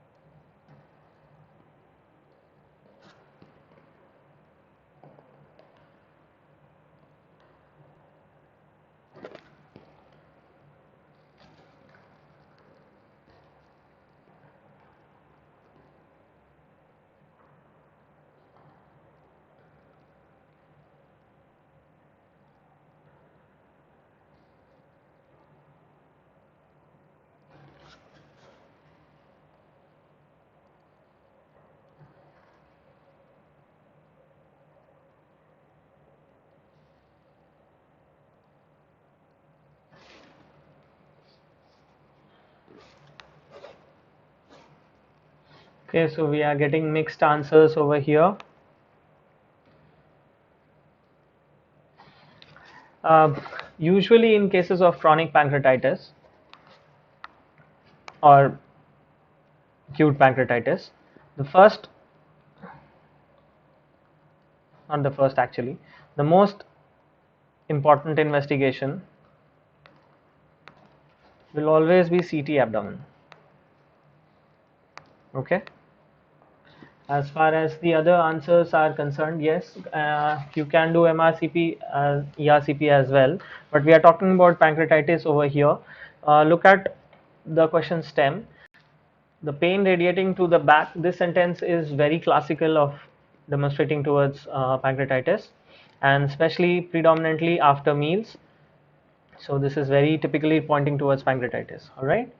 So the most important investigation for pancreatitis will always be CT abdomen. Okay. Talking about fecal elastase, as one of you answered, this will point towards the exocrine insufficiency of the pancreas, but this will not be the most important diagnostic investigation. Why this is diagnostic is this will show the calcifications that are there in case they are present, as well as this will exclude other causes if, let's say, there is CA or any other abdominal mass. So this will exclude the other causes. Okay, that's why we always choose CT abdomen as the most important investigation over here. Moving on.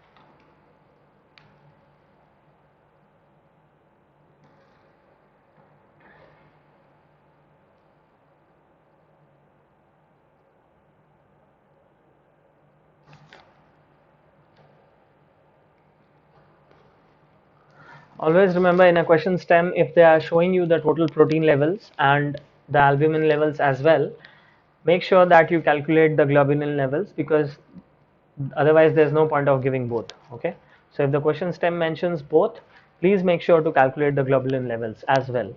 Okay.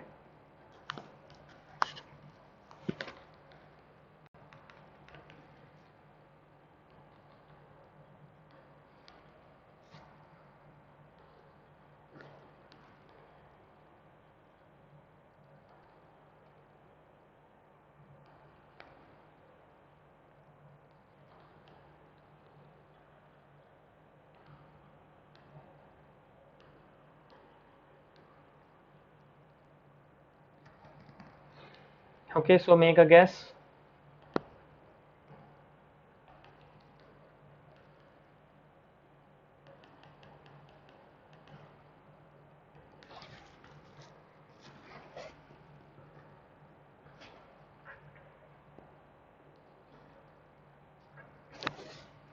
So this history of hypothyroidism given over here is basically pointing us towards an autoimmune condition. Okay, so Malik, please be aware that if there is one of the autoimmune conditions present, there are supposedly there are going to be more than one. Okay, so the correct answer for this one is prednisolone, and the right diagnosis is autoimmune hepatitis.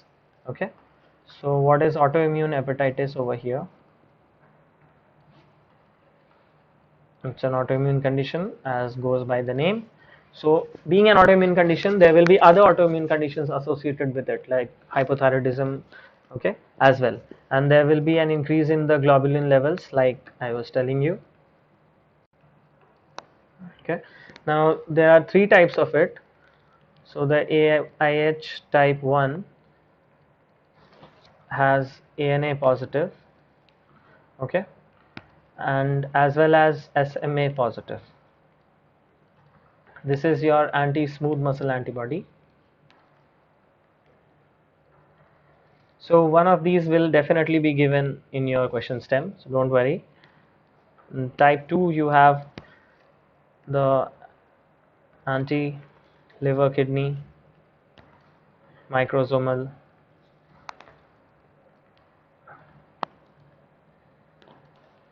1 antibody. So this is the LKM1 positive, and in type 3 you will have anti-soluble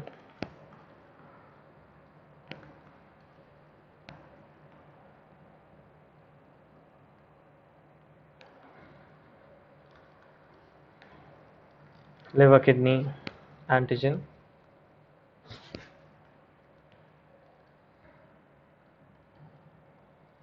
Okay, so the treatment will begin usually with steroids, prednisolone as in this case. Then if you want to step up the treatment, then in that case you can add azathioprine.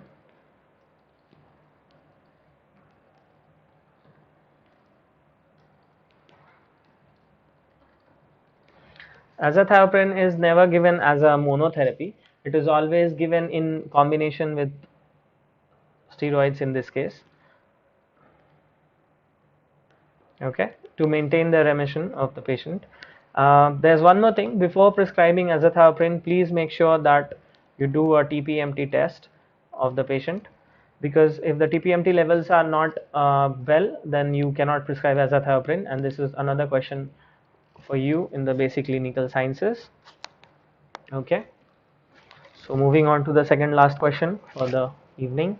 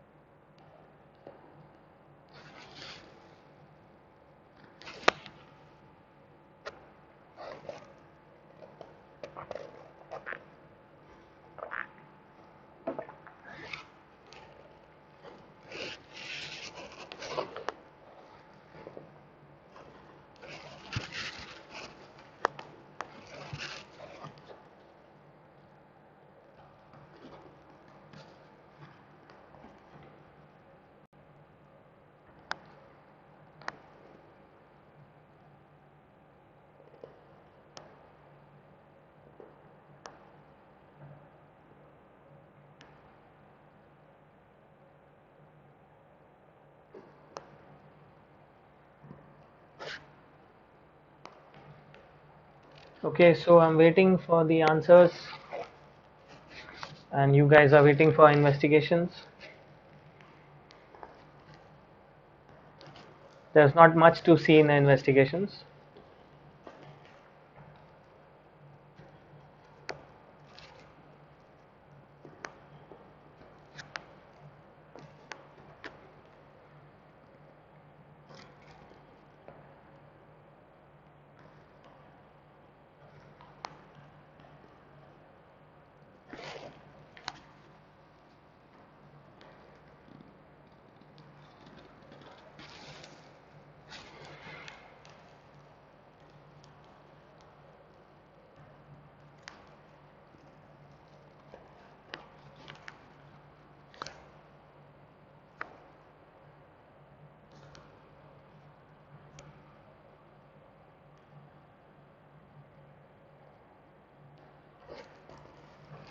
Okay, so Dr. Kartika, you are right, and Dr. Asha, you are right as well. The answer is E, topical mesalazine.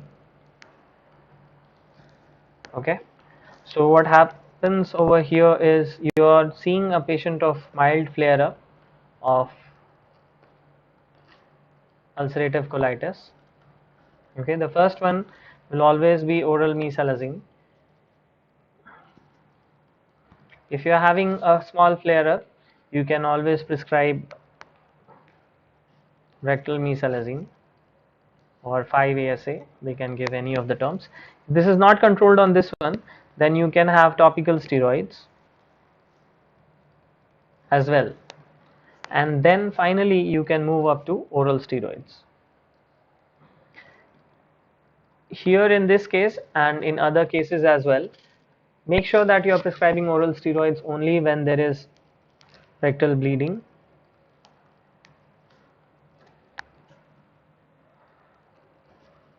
Okay, and in cases of flare-ups, how will you diagnose? So increase in the fecal calprotectin will give you a hint towards flare-up of IBD. Okay, this can also be used to differentiate between IBS and IBD. Okay, now in cases of recurrent flare-ups wherein you want to maintain the remission, you can add azathioprine again, but not early. Okay, this is usually given to maintain remission. Okay, so one of you answered that, so that's why you need to remember this.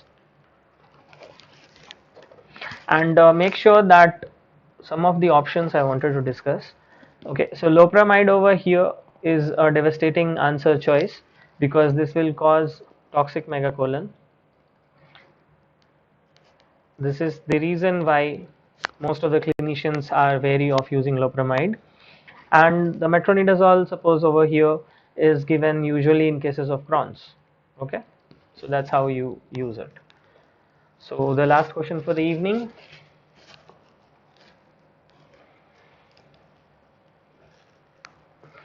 And rest assured you are going to get more than one question for from Crohn's or ulcerative colitis, so be very clear with them.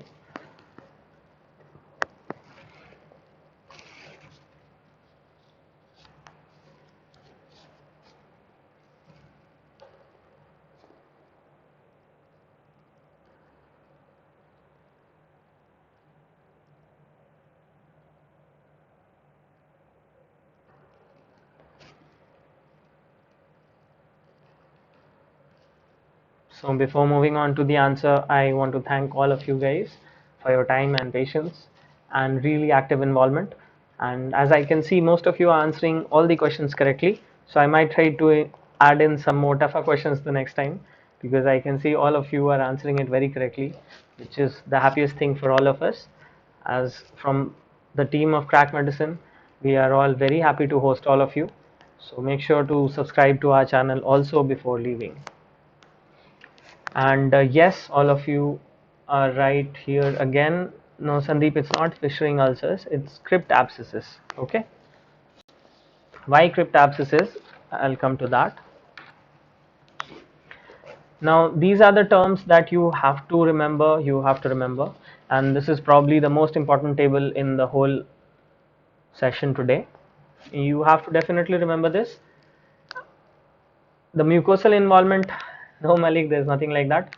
We are all doctors, we are all trying to help each other out, and you all are doing a great work right now working in the COVID scenario, all of you.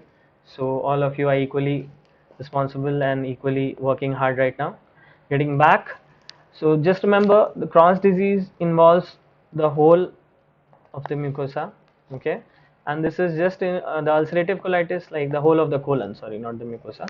And ulcerative colitis is involved only onto the superficial parts, that is the mucosa as well as the submucosa. Okay, then the inflammatory cells are seen in ulcerative colitis. Crypt abscess is a very important feature of ulcerative colitis.